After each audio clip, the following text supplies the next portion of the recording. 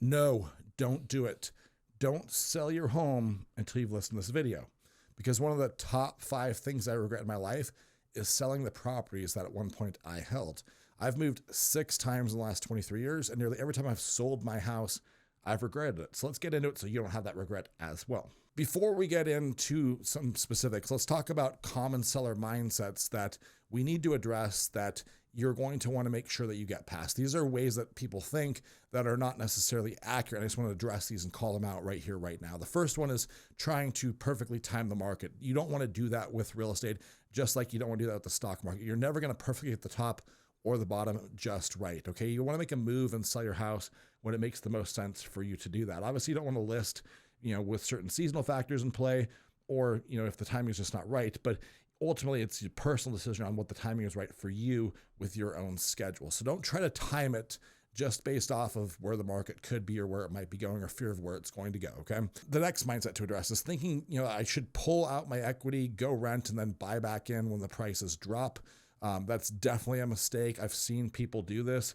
And as soon as you pull your equity out because you sold your house and you go rent, you now no longer are making money off the market. So appreciation continues to happen, but you're no longer having anything that's appreciating. So your money is literally deteriorating as it's sitting in the bank because it's not invested into real estate. Nothing's going up except all of the other house prices. So your money's just sitting there while everything's costing more. That's not what you want to do.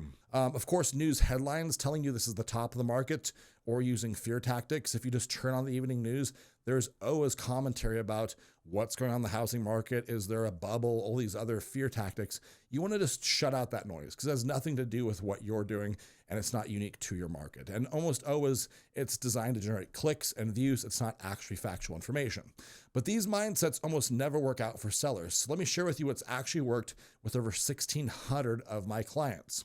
What are some of the valid reasons to sell? Let's talk about this for just a minute. Well, if you inherited the property from somebody, obviously you probably don't need it. If you do need it, then great, use it. If you don't need it though, you're probably gonna wanna sell it. If you're going through a divorce, oftentimes people need to sell when getting a divorce. Sometimes one person holds onto the house. That is totally cool. Usually they will refinance the house to cash the other person out, but sometimes they just have to sell it because neither person can afford it on their own. So if that's you, that totally makes sense. The next one, job relocation, and you don't want to rent your house. That makes a lot of sense. People get relocated for jobs all the time. Totally legitimate reason to sell your home. Job loss or not being able to afford your house is absolutely a reason to sell your house. If you're struggling to make your payment and your financial picture is not really improving, at some point you have to realize, okay, I really can't afford this house. I've overextended myself, and you need to sell your house and go buy something that's less expensive or go rent for a while and get your financial affairs sorted back out. So this video is not about just selling just to cash out and to buy bigger because you're afraid the market's going to tank. I don't play to fear tactics. I don't talk about it. I don't cover it just because it's got nothing to do with where the market's actually going. I try to remove the emotion from the real estate conversation and just look at the data, interpret that data to decide exactly what's happening, and then make logical based decisions that are absent of the emotion that a lot of people like to infuse. So let's talk about the fear trap just a little bit. Let's talk about the 2008, 2009 Great Recession. Everyone remembers this. I certainly do.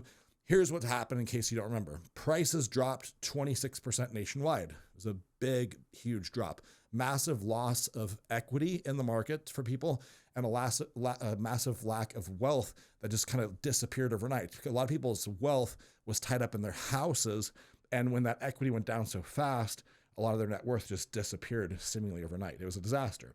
There was also 4 million foreclosures between September 2008 and September 2012. That was a nightmare, which affected the market for years to come. And we also had the lowest new construction start since World War II. Builders were scared and absolutely terrified to start new construction builds because they didn't know if there's gonna be any buyers for them. They didn't know if the buyers could get financing. So yes, this was a painful and it was a horrible event to go through.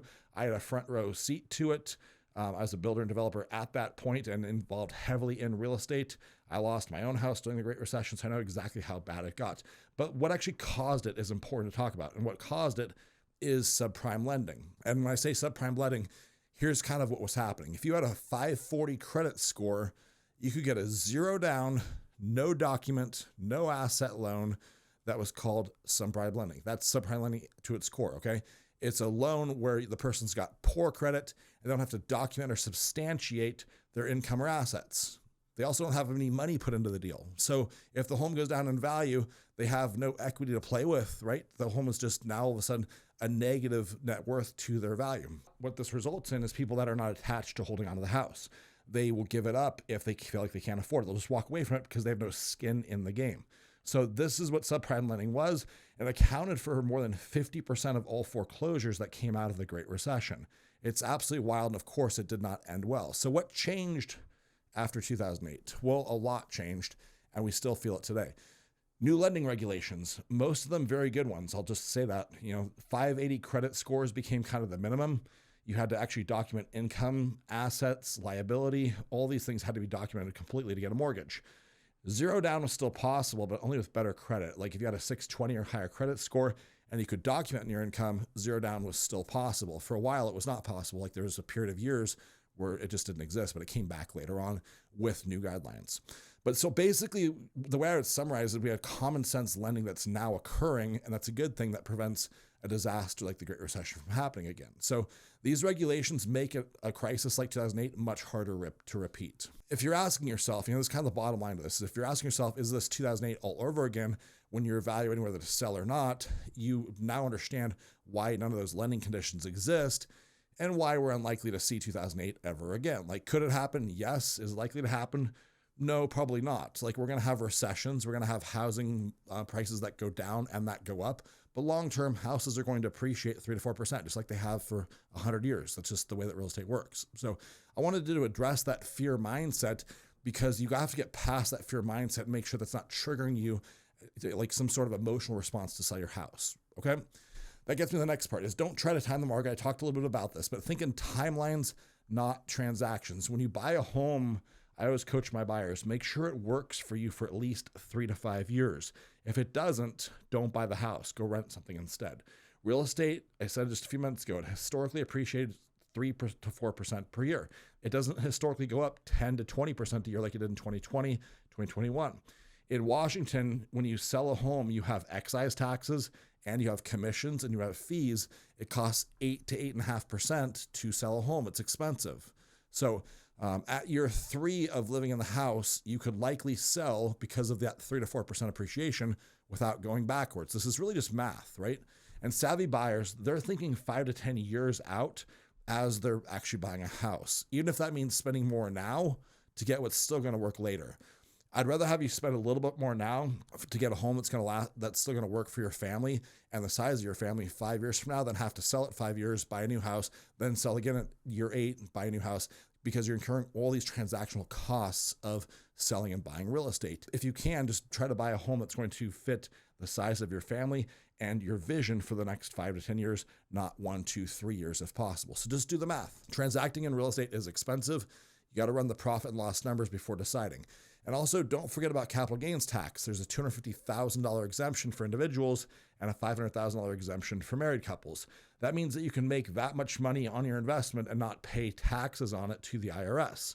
So if your home appreciated a lot of money, you have those exemptions, and that you can subtract your cost of selling, your cost of improvements when you're calculating those exemptions. Talk to your accountant to get specifics on this, but it's a big tax loophole and tax advantage that you want to make sure that you're looking at. The next one, if the home doesn't meet your needs, think about leveraging it. Ask yourself, could this work as a rental?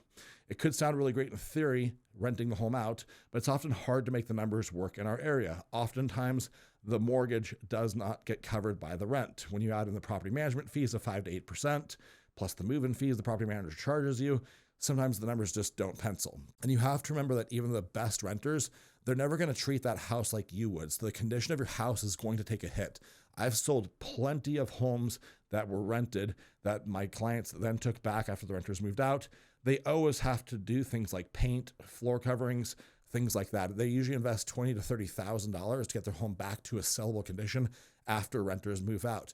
And that could be even after just 1 or 2 years of renting out your home. So you have to consider that. My general rule of thumb is the home must cash flow at least 5 to 10%, or it's not worth keeping as a rental. I'm not going to just bank on appreciation alone. That's not enough to keep the house if I'm going backwards. For instance, let's say appreciation goes up 3 to 4% per year, but I'm losing $500 a month in cash flow because it's negative. That's a crappy investment. I don't want to have to feed an investment with cash to hope that I'm going to make more money when I go to sell it 5 years from now. That doesn't make any sense to me whatsoever. You could use a HELOC strategy, which stands for home equity line of credit, and you could get that on your current home if your equity position is solid. You could then rent out that house, use that money as your new down payment on the next house. Like, that's one way to do this, but pull out your equity, keep the old house, rent it. You're still going to make appreciation. If it cash flows, you're going to make some money as well, and then buy that next house. Like, you're able to access your down payment funds for the new home by using that HELOC. But ultimately, if you must sell, then you need to make sure you're going to do it the right way. Presentation is everything. I tell my clients the first showing happens online. So if it doesn't look well online, it's not going to ever get the showings in person. You need to demand professional photos from your agent. Ask for drone shots and video as well. Never accept iPhone photos or just suboptimal photos at all. The photos matter massively. When we list a house, we spend a lot of money on photography because the photography becomes the heart and the soul of the marketing. It is absolutely essential. It's the most important thing when you're selling a house. You also need to stage the house if it's vacant, or at least optimize it if it's occupied. So if it's occupied, that might be like moving some pieces around. Usually it involves taking 30 to 40% of the furniture out of the house to open it up, and then soft staging parts of the home like the bathrooms and the kitchen. The way you live in a house is very different than the way that you want to market a home and bring it to the market. So keep that in mind. And oftentimes that means pulling stuff out of the house and opening it up. You got to look at the National Association of Realtor data. If you go Google this, they did a report a few years back, and they showed that staged homes actually sell for 4% more money. So even if it costs 1% to stage your house, it's going to be totally worth it. When we sold our house last year, our staging was almost $10,000, but a house set a new high record comp in that whole neighborhood. No home had ever sold anywhere close to that number, and the staging was a big part of it. It was the staging, and it was the photography and the presentation. So don't rush the process to sell. It can take 6 to 8 weeks to really prepare a house well, and you've only got one chance to do this right. You also have to price your home correctly. Pricing is absolutely essential. You cannot outmarket the wrong price. Even if you get the great photos and the great staging, if you overprice it, it's still not going to move. The market knows if your home is overpriced or not.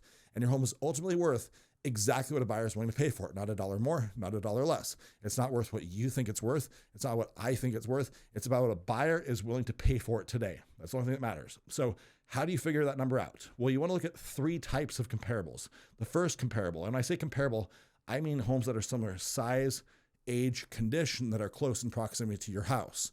These are homes that have already closed typically, okay? But the first category is going to be closed sales. Consider this like the rear view mirror of where the market's been.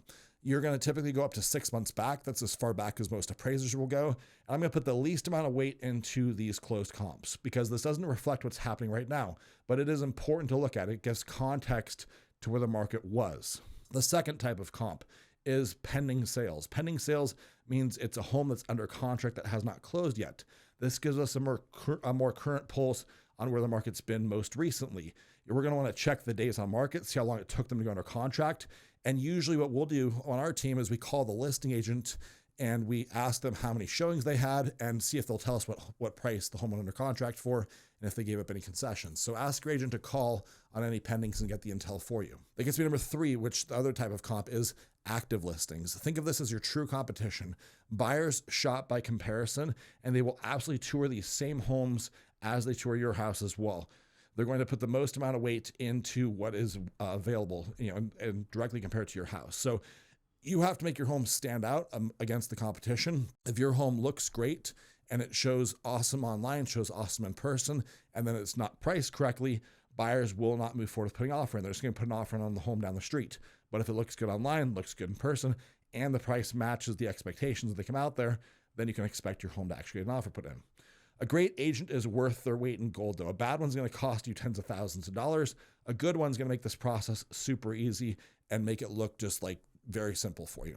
So drop a comment below with what questions you'd ask an agent. And in the future, I will tell you what questions I recommend that you should be asking an agent, and we'll make a future video topic about this. But a lot of people ask me, what should I ask my agent? There are people that are outside of my market that we can't work with. And if you want to know, I'll just tell you what I think you should ask an agent before you hire them to list your house. Ultimately, if you're upsizing, keep in mind that you're going to have more property taxes, you're going to have more maintenance, more furniture, more landscaping. Everything costs more when you buy a bigger house. If you're downsizing, on the flip side of that, expect to have a smaller garage, smaller kitchen and cabinets.